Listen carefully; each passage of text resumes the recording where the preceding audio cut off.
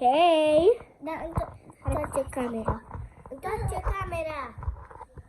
Hello. Bună ziua! Bună ziua, dragi colegi. Dragi prieteni! Video. Astăzi o să facem un vlog extrem în care vreau să vă... 24 de ore. 24 de ore în vizită! Eu sunt Sofia Josan, iar Eu sunt Andrei Gordeș. Și eu sunt în această familie. Tu ești în familia Josan, nu? Da, și tu ești în familia Goldiș. Da. Gordeș! Goldeș.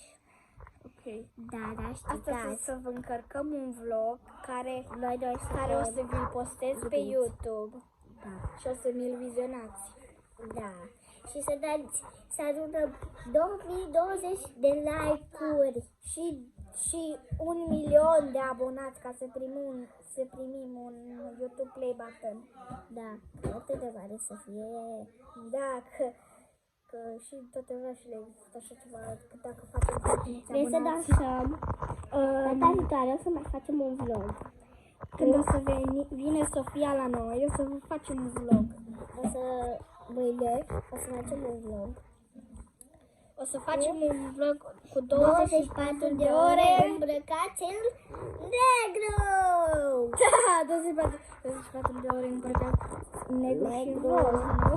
Ia uitați prietenul nostru cel mic care zbiară. Acest băiat mic zbiară, nu? Fratele meu. Da. E fratele lui Andrei, eu sunt în altă familie.